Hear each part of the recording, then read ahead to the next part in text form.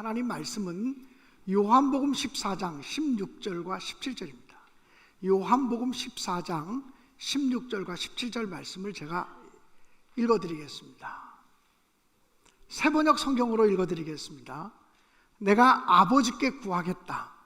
그러면 아버지께서 다른 보혜사를 너희에게 보내셔서 영원히 너희와 함께 있게 하실 것이다. 그분은 진리의 영이시다. 세상은 그분을 보지도 못하고 알지도 못하므로 그분을 맞아들일 수가 없다. 그러나 너희는 그분을 안다. 그것은 그분이 너희와 함께 계시고 또 너희 안에 계시기 때문이다. 아멘. 지난주가 교회력으로는 성령 강림 주일이었습니다. 성령께서 강림하신 것을 기념하는 주일이었고, 성령 강림 주일은 교회의 생일이라고도 말할 수 있습니다. 예수께서 부활하심으로 말미암아 교회가 탄생한 것이 아니라 성령께서 강림하심으로 말미암아 교회가 생겨지게 되었습니다. 아무리 예수께서 부활하셨어도, 부활하신 예수님을 여러 번 만났어도 제자들의 마음속에는 확신이 없었습니다. 또 제자들의 마음속에는 용기가 없었습니다. 그러나 오순절 마가의 다락방에서 성령 강림을 경험하고 난 이후에 그들의 삶 가운데 설명할 수 없는 용기, 말로 설명할 수 없는 평안함, 말로 표현할 수 없는 감사가 그들의 삶 가운데 넘치게 되었다라고 하는 사실입니다.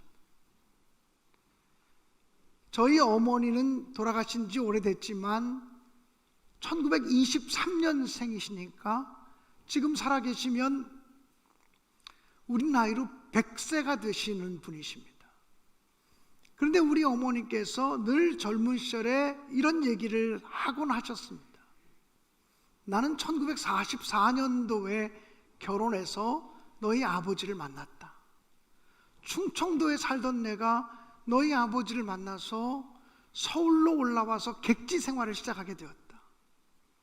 충청도에 있을 때 나는 시집 올 때까지 쌀 한 번 씻어본 적이 없고 내 옷 한 번 빨아볼 그러지 않을 정도로 그래도 양반집에서 살았던 사람이다.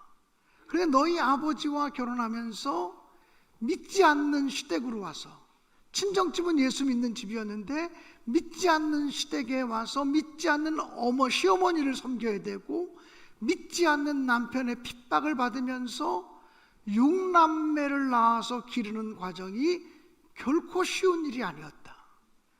6.25 전쟁 때 두 아이를 손에 잡고, 그래서 한 아이를 손에 잡고 그 아이 큰형 손에 둘째 아들을 손에 잡고 머리에 무거운 짐을 지고 배는 만삭이었다고. 6.25 피난 갈 때 두 아들과 만삭이 된 뱃속의 아기와 무거운 짐을 들고 피난할 때 이게 보통 일이 아니었다고 이야기를 했습니다. 근데 전쟁이 끝나고 나서 교회 나가서 기도하다가 성령 체험을 하게 되었다는 거예요. 성령 체험을 하고 난 다음에 저희 어머니의 표현입니다. 하나님께서 당신의 발 밑에 발동기를 하나 달아주신 것 같았다고, 모터를 하나 달아주신 것 같았다고. 그 다음부터는 힘든 것이 하나도 없었다고. 세상은 하나도 바뀌지 않았지만 여전히 믿지 않는 남편, 여전히 믿지 않는 시어머니, 남편의 핍박, 6명의 자녀를 길러내는 일, 하나도 변한 것이 없고 오히려 신앙생활에 열심을 내면서부터 교회 일까지 가중되어서 더 바쁘고 더 분주한 삶을 살았지만 하나님이 당신의 발에다가 발동기 하나를 모터 하나를 달아줘서 날아다니는 것처럼 그렇게 살아갈 수 있었다고 고백을 했습니다. 여러분도 예수 믿으면서 성령 하나님이 나와 함께 하시기 때문에 힘들지 않아요. 성령 하나님이 나와 함께 하기 때문에 고단하지 않아요. 성령 하나님이 함께 하기 때문에 넉넉히 이길 수 있어요. 라고 그렇게 고백할 수 있습니까? 여러분의 인생을 살아가면서 매번 집니까? 문제와 어려움이 닥칠 때마다 매번 집니까? 아니면 이길 때도 있고 질 때도 있습니까? 아니면 가까스로 이깁니까? 아니면 넉넉히 이깁니까? 성경은 성령이 우리 안에 온전히 내주하시고 우리가 성령 하나님의 도우심을 힘입어 살기만 하면 넉넉히 이긴다고 말씀하셨습니다. 오늘 성경 본문의 말씀은 예수께서 십자가를 지러 가시기 직전 제자들과 함께 최후의 만찬을 행하시면서 그들에게 고별 설교를 하신 내용입니다. 예수님은 고별 설교를 하시면서 한마디로 이제 나는 십자가를 지고 죽음의 길을 간다. 이제 나는 너희를 떠날 것이다. 그런데 내가 떠나면 내가 내 아버지께 구하겠으니 내 하늘 아버지가 너희에게 다른 보혜사를 보내주실 것이다 라고 말했습니다. 여러분이 보혜사라고 하는 말이 성령님을 일컫는 단어라고 생각합니다. 그래서 우리는 늘 보혜사 성령이라고 말합니다. 사실 이 보혜사라고 하는 말은 국어 사전에도 나오지 않는 단어입니다. 매우 종교적인 단어입니다. 보혜사라고 하는 말은 헬라어 원문에 보면 파라클레토스라고 하는 단어입니다. 이 파라클레토스라고 하는 단어는 두 단어가 합쳐진 단어입니다. 파라라고 하는 단어와 클레토스라고 하는 단어입니다. 이 파라라고 하는 단어의 의미는 옆에, 곁에, 나란히 이런 뜻을 가지고 있습니다. 클레토스라고 하는 단어는 부른다는 말입니다. 옆으로 부른다. 특별한 목적을 위해서 옆으로 부름받은 사람, 부름받은 존재를 파라클레토스, 보혜사라고 번역을 했습니다. 성경을 번역하는 사람들이 이 파라클레토스를 어떻게 번역해야 될까 고민하다가 중국어 성경, 우리보다 먼저 성경을 번역했던 중국어 성경을 참조해 보니까 보혜사라고 되어져 있어서 그냥 보혜사, 보호하고 은혜를 주시는 분 이렇게 번역한 것입니다. 영어 성경에 보면 이 파라클레토스, 보혜사라고 하는 단어는 헬퍼, 도와주시는 분, 돕는 분, 헬퍼로 번역된 성경이 많습니다. 또는 컴포터, 위로자라고 하는 말로 번역되었습니다. 또 그렇지 않으면 카운셀러라고 번역되어진 성경도 있습니다. 즉 보혜사 그 말은 도와주시는 분, 위로해 주시는 분, 상담해 주시는 분이라고 하는 의미입니다. 그런데 오늘 성경 16절에 보면 예수께서 말씀하시기를 다른 보혜사를 너희에게 주겠다. 그러면 그 다른 보혜사는 바로 예수님이 십자가를 지고 떠나가신 후에 우리에게 오시는 성령을 말합니다. 근데 다른 보혜사라고 하는 말을 쓴 것을 보면 그 성령 외에도 보혜사가 있다는 말이죠. 그 보혜사는 바로 누구냐면 예수님 그 자체이십니다. 하나님이 우리에게 보내주신 예수님이 보혜사라는 것입니다. 그 예수님이 우리를 도와주는 분이요, 그 예수님이 우리를 위로해 주시는 분이요, 그 예수님이 우리를 상담해 주시고 그 예수님이 우리의 앞길을 인도해 주시는 분이라고 하는 의미에서 예수님이 바로 보혜사고, 예수님이 가시면 다른 보혜사인 성령을 너에게 주시겠다고 약속하시는 말씀. 예수님이 떠나시는 것에 대해서 근심하고 두려워하고 떨며 낙심하고 있는 제자들에게 주님은 말씀하시기를 내가 가는 것이 너희에게는 유익이다라고 말했습니다. 왜냐하면 예수님은 육신의 몸을 입고 이 땅에 오신 분이기 때문에 시간과 공간의 제약을 받으실 수밖에 없습니다. 육신의 몸을 입고 오셨다라고 하는 것은 철저하게 시간의 제약을 받고 공간의 제한을 받을 수밖에 없습니다. 만약 예수님께서 우리가 예배하는 이 장소에 참여하고 계시다면 육신을 입으신 예수님이 다른 교회가 예배드리는 장소에 참여할 수는 없지 않겠습니까? 그게 육신을 가진 인간의 한계라는 것입니다.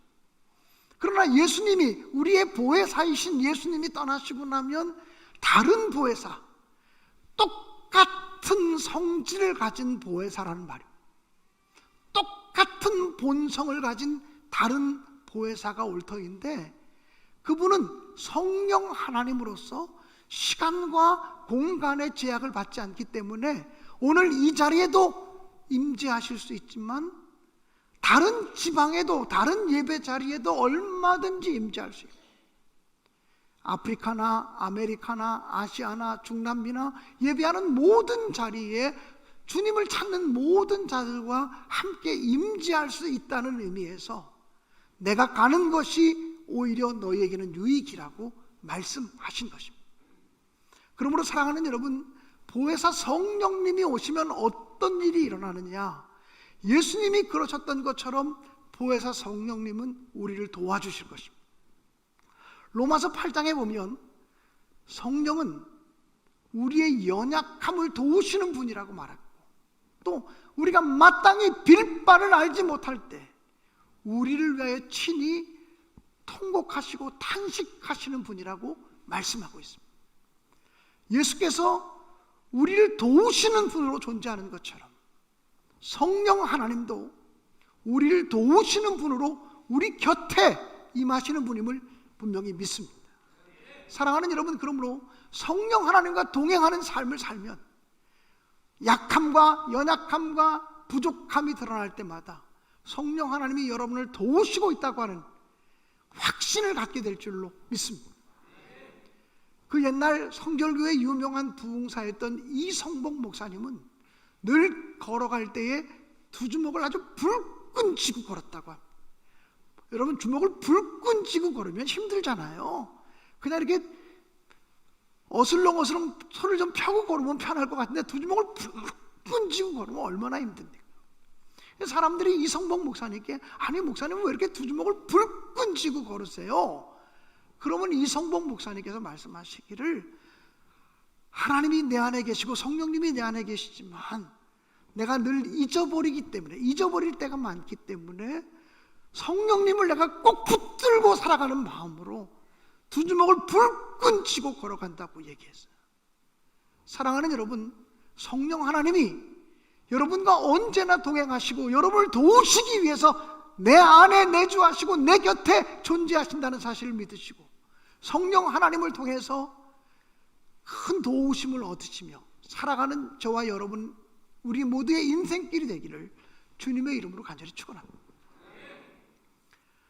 성령 하나님, 보혜사 성령이 우리에게 오시면 그분은 우리를 가르쳐 주실 것입니다. 오늘 성경 본문 17절에 보면 보혜사 성령, 그분은 진리의 영이라고 말했습니다. 그는 진리의 영이라 이렇게 말씀하고 있습니다.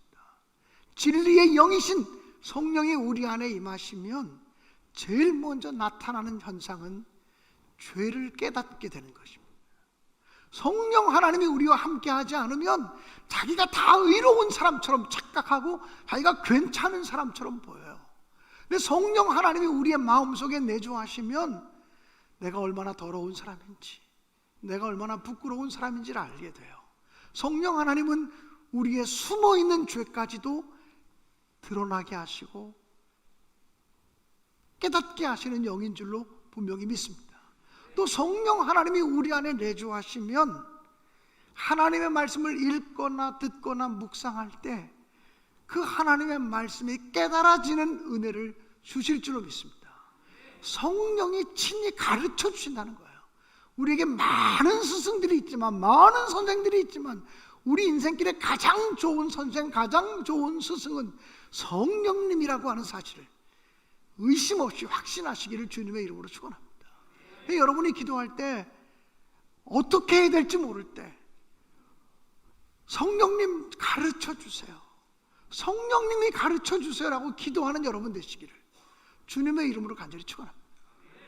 어떤 사람이 자기 남편을 전도하려고 굉장히 많이 기도하고 굉장히 많이 노력했지만 남편의 마음이 완악해서 도무지 움직여지지 않는 겁니다. 늘 이 부인은 교회 가서 눈물로 기도하고 하나님 언제 제 남편을 주님 품으로 부르시렵니까? 라고 간구하고 있었어요. 어느 날 주일날 예배당에 교회를 가기 위해서 옷을 입고 또 화장을 하고 분주하게 예배당을 가기 위해 준비하고 있는데 누워있던 자기 남편이 벌떡 일어나더니 욕실에 가서 급하게 세수를 하고 그러더니 갑자기 옷을 입더래요. 아니 당신 어디 갈라 그래? 갑자기 어디 가려고 그렇게 갑자기 세수하고 옷을 입고 그래? 그랬더니 그 남편이 하는 말이 오늘 내가 당신 따라서 교회를 가고 싶어 그러더래요. 아니 갑자기 왜? 그랬더니 내가 교회 가면 안 돼? 아니 괜찮아 그래가지고 남편을 급하게 옷을 입히고 그 다음에 준비를 시켜가지고 같이 예배당을 가는 거예요. 이 부인의 마음속에 얼마나 기쁘겠어요. 얼마나 좋겠어요. 근데 예배당으로 가는 그 길거리에서 이 부인의 마음속에 이런 생각이 들더랍니다. 하나님, 오늘 우리 목사님이 어떤 말씀을 전하실지 모르지만 오늘 우리 목사님 말씀에 능력이 있게 하셔서 우리 목사님이 설교하시고 말씀을 전하실 때 처음 교회 나가는 우리 남편의 마음이 변화되게 해주세요. 우리 남편이 은혜 받게 해주세요 라고 기도를 하면서 교회를 오는 거예요. 왜냐하면 목사님들의 설교가 매 주일마다 은혜로운 건 아니거든요. 어떤 때는 은혜가 되는 때도 있지만 어떤 때는 전혀 내 마음에 와닿지 않는 경우도 있을 수 있거든요. 그래서 어렵게 정말 그동안 오랫동안 기도해서 교회로 가는 자기 남편이 은혜 받기를 위해서 기도하며 교회에 들어왔어요. 잠시 묵상 기도를 마치고 오늘 목사님이 어떤 말씀을 하시려나 싶어서 주보를 펼쳤어요. 성경 말씀을 보면 교회 오래 다닌 사람은 대충 알잖아요. 오늘 목사님이 이 본문 갖고 이런 말씀 하시려나 보다 알지 않겠습니까? 근데 창세기 5장 말씀인 거예요. 그 창세기 5장 말씀을 펼쳤더니 아담의 족보가 기록되어져 있는 거예요. 아담의 족보를 보니까 5장 전체가 1절부터 마지막 절까지 누구는 몇 살에 자식을 낳고 몇 살을 더 살다가 죽었더라. 누구는 몇 살에 자식을 낳고 몇 살을 더 살다가 죽었더라. 처음부터 끝까지 자식 낳는 얘기하고 죽었다라고 하는 얘기 외에는 아무것도 없는 본문이에요. 이 부인이 절망하듯이 하나님 왜 하필이면 이런 본문이에요. 이 본문 속에서 나도 은혜 받을 수 없을 텐데 어떻게 생전 교회 처음 나온 내 남편이 은혜 받을 수 있겠어요. 목사님이 설교하는데 계속 누가 몇 살을 살고 죽었더라 살고 죽었더라 살고 죽었더라 그 말씀만 하시니까 남편이 탁 팔짱을 끼고는 눈을 지그치 감고 있는 겁니다. 같이 예배드리고 있는 부인의 마음이 오히려 불안해서 견딜 수가 없어요. 하나님 너무하세요. 어떻게 이런 날 설교 본문이 낳고 죽는 얘기밖에 없어요. 그렇잖아요. 그런데 예배가 끝나고 집에 가려고 하는데 남편이 자기를 툭 치면서 우리 등록하고 가자 이렇게 얘기하더라는 거예요. 정말? 그랬더니 정말 등록하자고. 그래서 마음 변할까 봐 빨리 등록을 시키고 그리고 집으로 돌아왔어요. 집으로 와서는 아무리 생각해도 이해가 안 되는 거야. 자기도 그날 설교에 도무지 은혜를 받지 못했는데 아니 남편이 설교를 듣고 집에 갈 때 등록하자고 했으니 설교하는 시간은 내내 불편했는지 팔짱을 끼고 눈을 지그치 감고 듣는 둥 마는 둥 그러고 있었던 남편인데 그 남편이 등록하자 그랬으니 이게 이해가 되지 않는 거야. 당신 오늘 교회 가서 좋았어? 아니. 목사님 말씀이 은혜로웠어? 아니. 성도들이 누가 친절하게 했어? 아니. 근데 왜 당신 교회 등록하고 온 거야? 그랬더니 남편이 이렇게 얘기하더랍니다. 오늘 니네 목사님이 설교를 하는데 처음부터 아기 낳고 죽는 얘기밖에 없다. 야, 성경 들어먹을 얘기 하나도 없네. 그리고는 내가 눈을 감았지. 그리고 목사가 설교하는 내내 30분 40분 동안을 아기 낳고 죽은 얘기만 하더라. 그래서 불편해서 견딜 수 없는 마음으로 앉아있는데 갑자기 내 마음속에 이런 생각이 들었어. 너도 죽어. 그 사람들만 죽은 줄 알아? 너도 죽어. 너도 곧 죽어. 그런 생각이 들더라는 거예요. 너도 죽어라고 하는 생각이 드는데 갑자기 자기는 죽음을 위해서 아무것도 준비한 것이 없구나라고 하는 생각이 들었어요. 그래, 나도 죽지. 성경에 있는 그 사람들만 죽은 게 아니라 나도 죽지. 나도 아기 낳고 살다가 죽는 거지. 근데 나는 준비한 게 아무것도 없어. 어떡하지? 갑자기 두려움이 몰려오더라는 거예요. 걱정이 생기더라는 거예요. 그래, 내가 교회 등록해서 지금부터라도 죽음을 준비해야 되겠구나, 이런 생각이 들어서 등록하게 되었다고 부인한테 얘기하더라는 거예요. 여러분, 성경 아무리 창세기 5장을 펼치고 100번, 1000번을 읽어봐요. 너도 죽어라는 말이 있어요, 없어요? 없습니다. 너도 죽어라는 말은 없어요. 성경에는 죽었더라, 죽었더라, 죽었더라, 죽었더라만 있어요.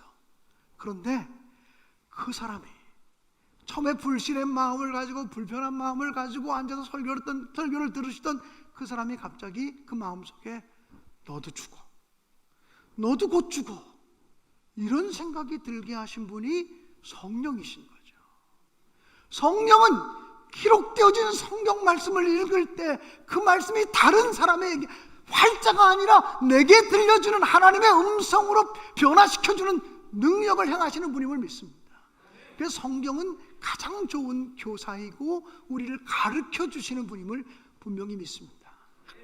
그러므로 사랑하는 여러분, 힘들고 고단하고 어려운 인생길을 살아가면서 하나님, 나를 좀 가르쳐 주세요. 나를 좀 가르쳐 주세요. 어떻게 해야 될지 좀 가르쳐 주세요. 어떻게 판단해야 될지 좀 가르쳐 주세요. 내 판단만 갖고는 되지 않아요. 사람들의 판단만 가지고는 되지 않아요. 성령 하나님이 좀 가르쳐 주세요. 이렇게 여러분이 도움을 요청하고 기도하시므로 가르쳐 주시는 성령 하나님의 은혜를 경험하며 살아가시기를 주님의 이름으로 간절히 축원드립니다. 성령님은 특별히 우리를 위로해 주시는 영이라고 성경은 말씀하고 있어요. 낙심한 사람들, 절망한 사람들, 좌절한 사람들, 침체된 영혼을 가지고 있는 사람들을 회복시키시고 일으켜 주시는 분이 성령님임을 분명히 믿습니다. 어저께 저녁 제가 설교 준비를 다 마치고 저녁 9시쯤 돼서 이제 퇴근하려고 이렇게 나오는데 우리 교회 로비층 카페에 어떤 여자분 한 분이 앉아 있는 거예요. 마침 우리 청년들은 오늘 예배를 준비하기 위해서 찬양단이 모여서 찬양 연습을 하고 있는 시간이었는데 혼자 앉아 있어요. 모자를 푹 눌러 쓰고 계셔서 나이가 몇 살쯤 되는 분인지 도무지 알 길이 없어요. 여자분들 마스크 이렇게 쓰고 모자 푹 눌러 쓰면 도저히 알 길이 없잖아요. 그래서 어떻게 오셨습니까? 그랬더니 자기가 너무 배가 고프대요. 아주 말끔하게 차려입은 분인데 너무 배가 고프대요. 그래서 제가 좀 빵이라도 사드실 돈을 좀 드릴게요. 그러고 좀 드렸더니 그분이 그걸 안 받으시면서, 근데 제가 정말 알고 싶은 것은 예수님에 대해서 알고 싶어요. 예수님을 얘기해 줄 수 있으세요? 그렇게 물어요. 다른 교회 가서 예수님에 대해서 가르쳐달라고 그랬더니 당장 내쫓더라는 거예요. 너무나 많은 상처를 받았다고 울면서 저에게 예수를 좀 얘기해달라고. 그래서 제가 그분에게 예수님을 얘기하기 전에 지금 당신이 어떤 것이 제일 걱정되시냐고, 어떤 것이 가장 걱정이 되시냐고, 지금 큰 걱정거리가 뭐냐라고 물었더니 자기 삶을 자기가 파괴할까봐 그게 제일 두렵다고 얘기했어요.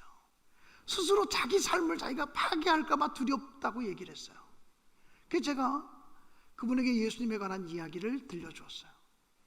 그랬더니 그분이 그 얘기를 듣고 기쁘게 예배당을 나가면서 다음에 다시 만나자고 그런 인사만 나누고 헤어졌어요. 그분을 다시 만날 수 있을지 만나지 못할지는 모르겠어요. 그런데 정말 우리의 인생길 만만하지 않아요. 우리가 사는 인생길 편안한 사람 한 사람도 없어요. 부부 문제 만만하지 않아요. 자녀 교육 문제 만만하지 않아요. 직장에서의 관계, 직장에서의 무엇을 판단하고 평가하는 문제 만만하지 않아요.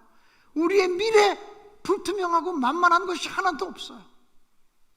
우리의 인생길은 고난의 연속이라고 말할 수 있어요. 고린도 후서에 보면 1장에 유난히 강조되어지는 단어가 고난이라고 하는 단어예요. 그런데 고린도 후서 1장에 보면 고난이라고 하는 단어만큼 강조되어지는 또 하나의 단어가 있는데 위로라고 하는 단어예요. 하나님이 우리를 위로해 주신다는 거예요. 성령님이 우리를 위로해 주신다는 거예요. 고난이 많을수록, 환난이 많을수록, 역정이 많을수록 성령 하나님은 우리를 위로해 주시기 원하신다는 거예요. 사랑하는 여러분, 성령님의 위로가 여러분에게 넘칠 수 있게 되어지기를 주님의 이름으로 간절히 축원합니다. 성령님께 위로해달라고 도움을 요청하세요. 성령 하나님 오셔서 저를 도와주세요. 성령 하나님 오셔서 저를 가르쳐 주세요. 성령 하나님 오셔서 저에게 위로를 베풀어 주세요라고 간구하시고 기도하시고 요청하는 우리 모두가 되어질 수 있기를 간절히 축원합니다. 저는 성령 그러면 떠오르는 몇 가지 이미지가 있어요. 여러분, 철새라고 하는 새를 아시죠? 계절을 따라서 이동하는 새를 철새라 그래요. 제가 저희 처갓댁이 철원이기 때문에 예전에 철원을 가면 철새들이 이동하는 모습들을 많이 보곤 했어요. 수백 마리의 철새들이 한꺼번에 이동할 때 보면 산이 움직이는 것처럼 그렇게 착각이 될 정도로 시꺼먼 때가 움직여요.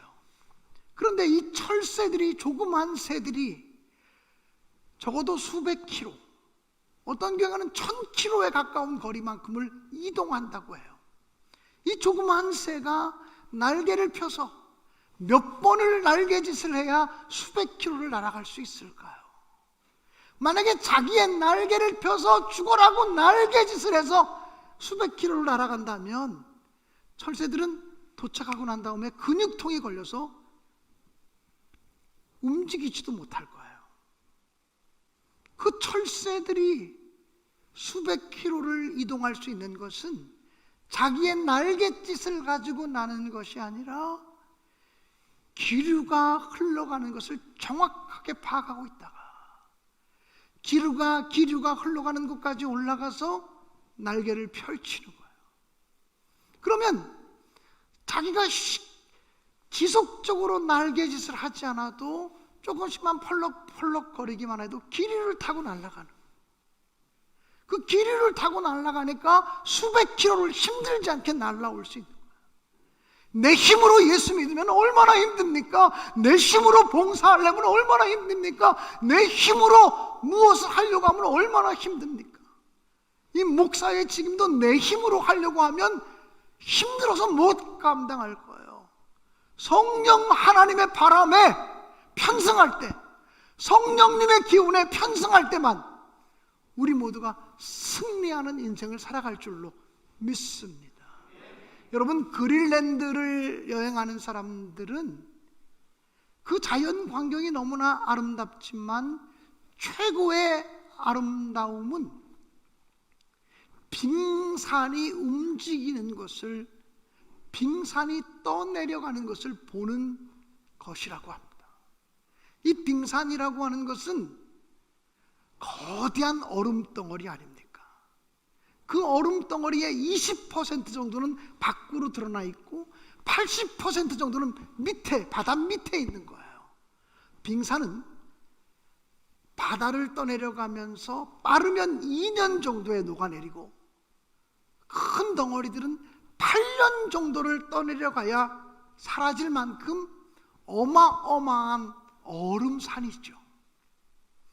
그 어마어마한 빙산이 흘러가는 것을 보는 것은 굉장한 장관이라 그래요.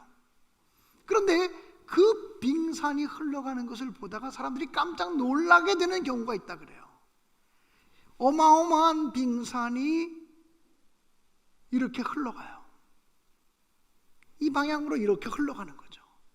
그런데 빙산에서 떨어져 나온 얼음 조각들, 그 얼음 조각들이 작은 거 아니에요. 어떤 거는 헤아릴 수 없으면 어마어마하게 크죠. 얼음덩어리라도 요런 얼음덩어리, 우리가 뭐 커피나 타먹는 그런 얼음덩어리가 아니고요, 떨어진 것도 정말 산덩어리 같은 얼음덩어리죠.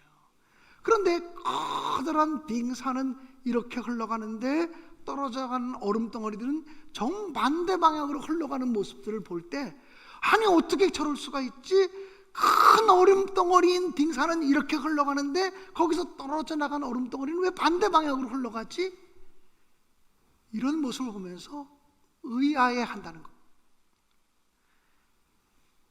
가이드들에게 물어보면 빙산은 바닷속 깊은 곳에 있는 조류의 흐름을 따라 움직여간다는 거예요. 바닷속 조류의 움직임을 따라가는 거예요. 그런데 떨어져 나간 얼음덩어리들은 바람이나 파도나 이런 것을 따라서 흘러가는 거예요.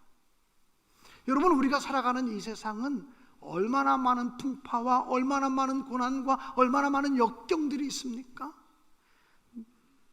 그 풍파 따라서 흘러갈 때가 얼마나 많습니까? 그 고난이나 역경 때문에 우리의 인생이 흘러갈 때가 얼마나 많습니까?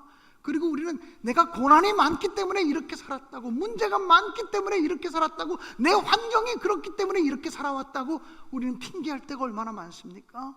그러나 성령 하나님이 우리 안에 내주하시고 성령의 도우심을 힘입어 살아가면 우리는 세상의 풍파와 바람에 흘려가는 사람들이 아니라, 세상의 유행 풍조를 따라가는 사람들이 아니라 하나님의 거대한 뜻에 따라서, 하나님의 거대한 뜻을 따라서 움직여가는 거룩한 인생이 되어질 줄로 의심 없이 믿습니다. 사랑하는 여러분, 우리 모두가 성령의 사람이 되기를 사모합시다. 분명히 예수님이 내가 가면 너희를 위해서 다른 보혜사를 보내서 너희를 돕게 하겠다, 너희를 상담해 주겠다, 너희를 위로해 주겠다, 너희를 지도해 주겠다고 말씀하시니 성령 하나님 오셔서 우리를 가르쳐 주세요. 성령 하나님이 오셔서 앞길이 막막한 우리를 지도해 주세요. 성령 하나님이 오셔서 저에게 상담자가 되어주세요. 사람에게 상담할 수 없는 문제들이 얼마나 많은지 몰라요. 하나님이 친히 저를 위로해 주시고 만져주시고 터치하시고 새롭게 해 주시옵소서라고 성령님의 은혜를 사모하는 우리 모두가 되어줄 수 있기를 주님의 이름으로 간절히 축원합니다. 사랑하는 여러분, 성령이 오셨네라고 하는 찬양이 있어요. 허무한 시절 지날 때, 깊은 한숨 내쉴 때, 그런 풍경 보시며 탄식하는 분인데 그와 같이 너희를 버려두지 않으리. 내가 영원히 너희와 함께 하리라. 주님이 이렇게 우리에게 말씀하시는 거예요. 성령이 오셨네, 성령이 오셨네, 내 주에 보내신 성령이 오셨네. 우리 인생 가운데 주님 찾아오셔서 그 나라 꿈꾸게 하시네. 억눌린 자, 갇힌 자, 자유함이 없는 자, 그런 모든 사람들에게 성령 진리의 영이 오시면 우리에게 자유함을 베풀어 주실 줄로 믿습니다. 성령이 오셨네, 성령이 오셨네, 내 주님 보내신 성령이 오셨네. 우리 인생 가운데 주님 찾아오셔서 그 나라 꿈꾸게 하시네. 우리 다 함께 이 찬양을 부르실 텐데요, 1절 찬양을 부를 땐 앉으셔서 부르시고 2절 찬양을 부를 때는 일어서서 부르시기를 바라고요. 2절 부르실 때 우리 목회자들이 우리 김기돈 원로 목사님을 모시고 강단에 좀 올라오시면 우리 목사님이 또 축도하도록 하겠습니다.